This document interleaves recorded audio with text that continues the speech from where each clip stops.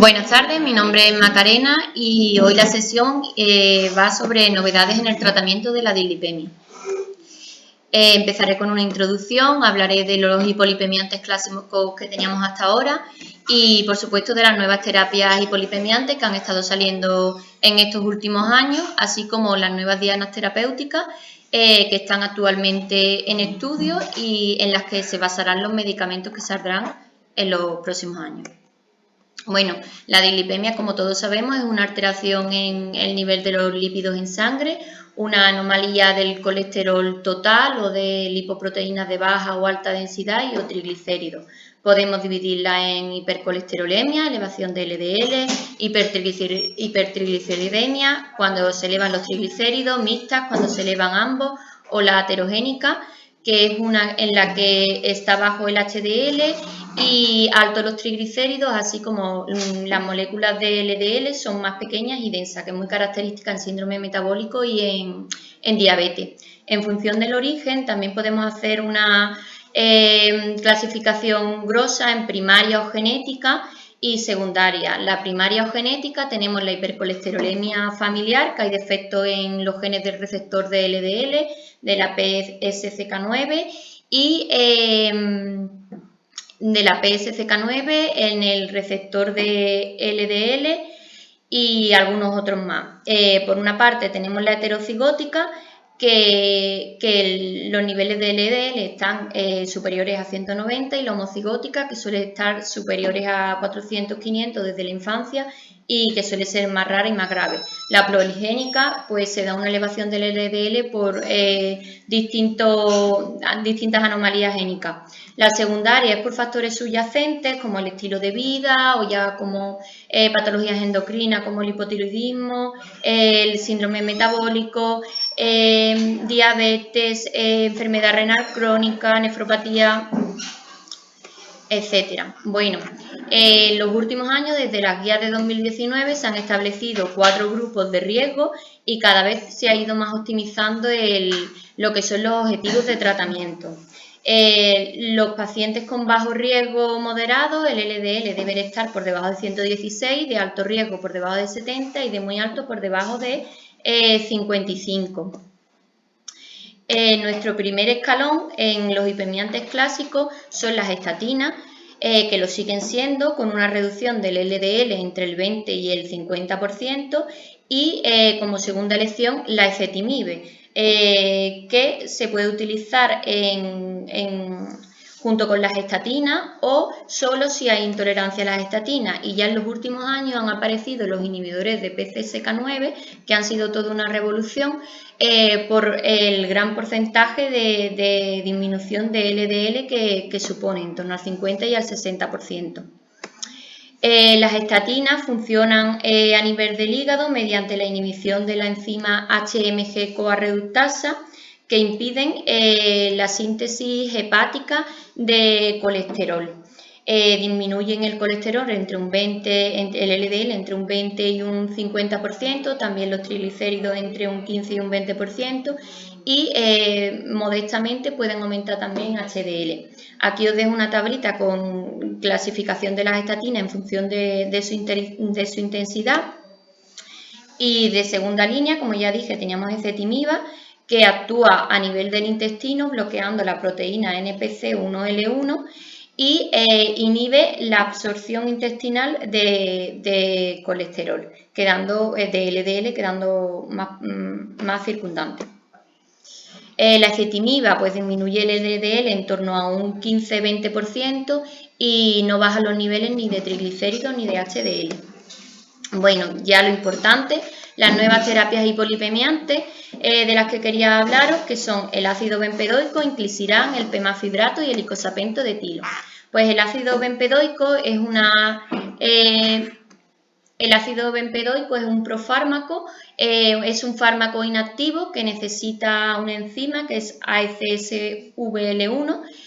para poder activarse. Este fármaco es capaz de atravesar membranas y una vez que se une a esta enzima de la que hemos hablado, va a inhibir a la ATP citratoliasa, que actúa en la misma cadena de síntesis del colesterol en la que actúa la las estatinas a nivel de la HMJ-CoA reductasa. Una vez que inhibe a esta enzima, la ATP-citratoliasa, pues se inhibe también la síntesis de colesterol. Y por tanto tendremos también la reducción de LDL, característica de esta enzima que solamente se encuentra en el hígado y también en algunas células renales, por lo que el ácido bempedoico no tiene los efectos secundarios que tienen las estatinas como las mialgias y demás.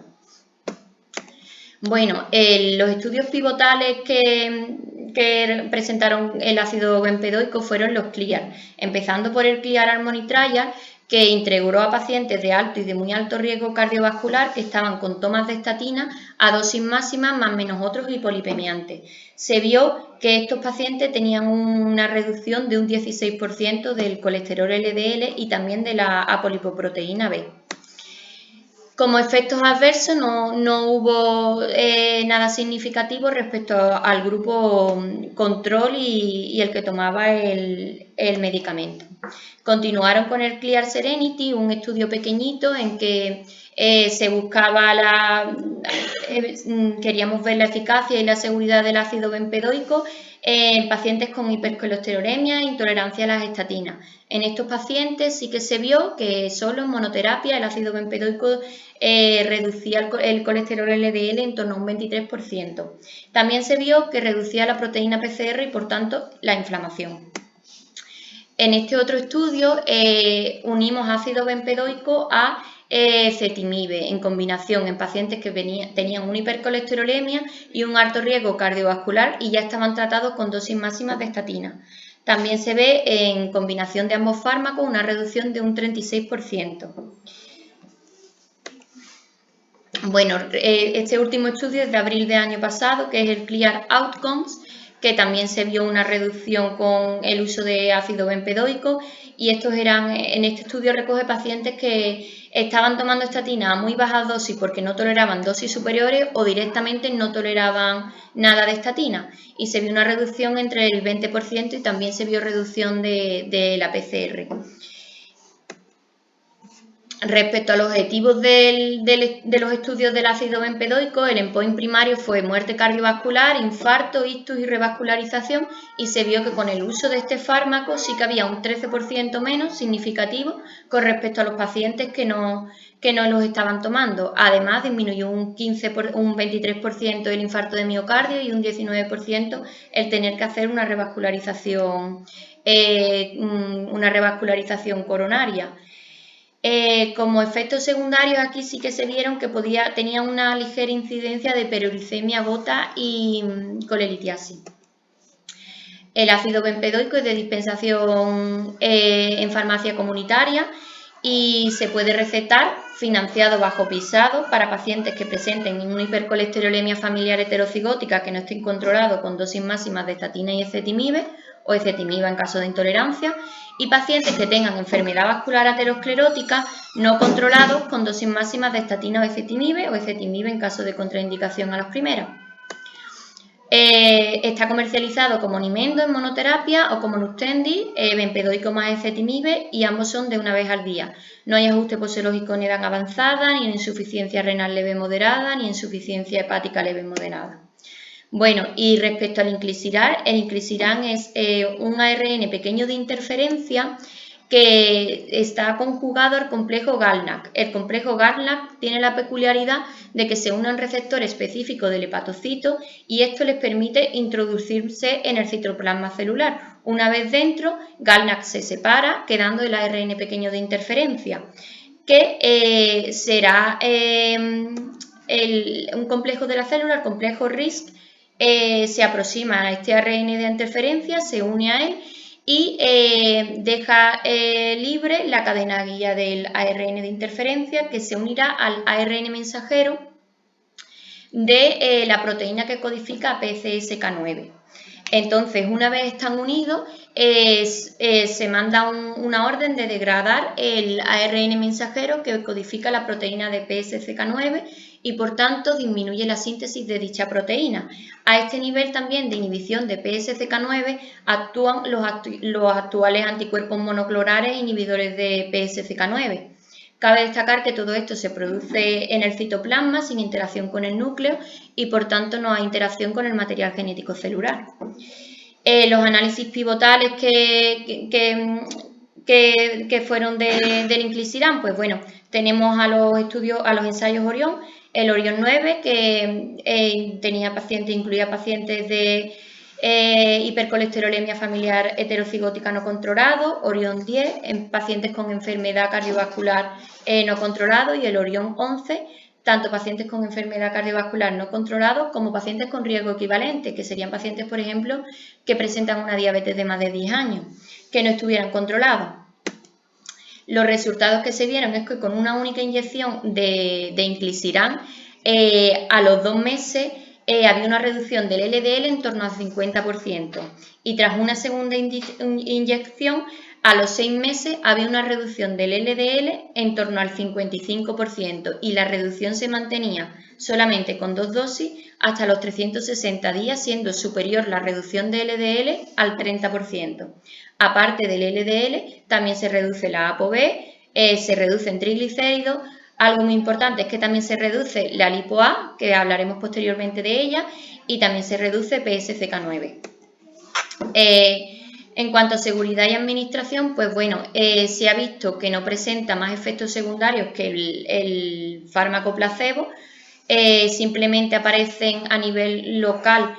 por la inyección, a lo mejor eritema, prurito, pero nada significativo. Y la administración es una inyección subcutánea que debe ser realizada por un profesional sanitario en un centro sanitario, constaría de una dosis inicial con una dosis de refuerzo a los 3 meses y ya el medicamento se inyectaría cada 6 meses, por lo que es una pauta que es bastante cómoda y adherente para el paciente, porque al final el mayor problema de fallo terapéutico en nuestros pacientes es el que no hacen correctamente la pauta posológica, pues simplemente con 2 inyecciones pues nos aseguramos la adherencia del paciente, lo que no ocurre con las estatinas o con el ácido bempedoico, que es de toma diaria.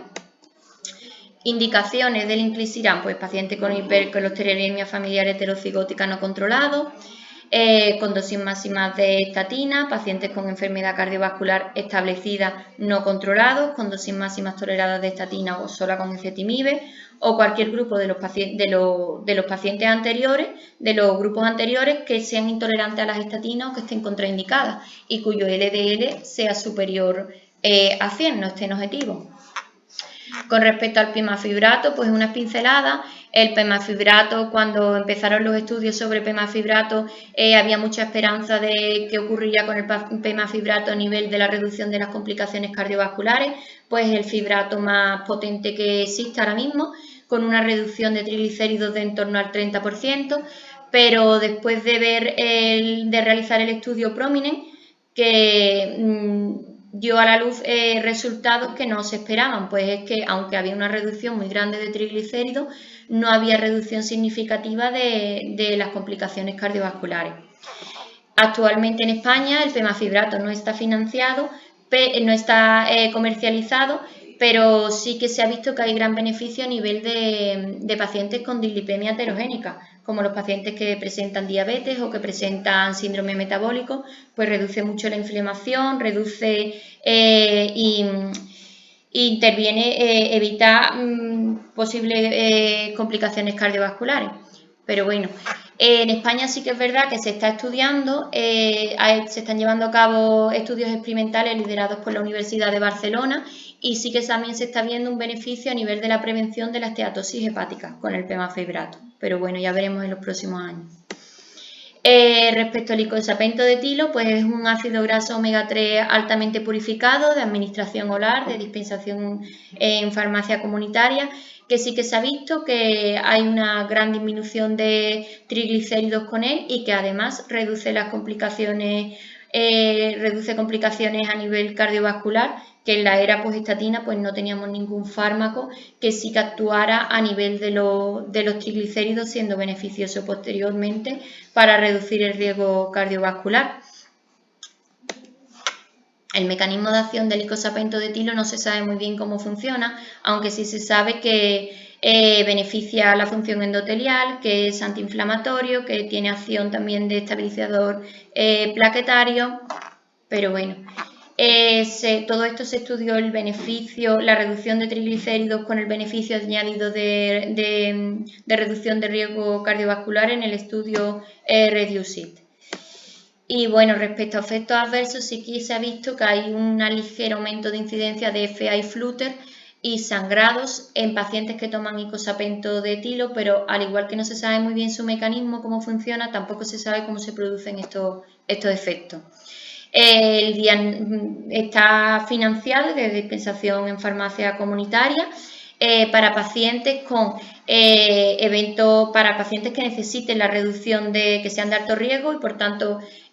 para la reducción del riesgo de eventos cardiovasculares en pacientes adultos que presenten un diagnóstico de enfermedad aterosclerótica con un riesgo de eventos cardiovasculares alto, que tengan un LDL entre 40 y 100 y que tengan unos triglicéridos más de 150 a pesar de ya estar en tratamiento con otros hipolipemiantes, estatinas más o menos otros. Destacar que no se visa o se financia para el tema de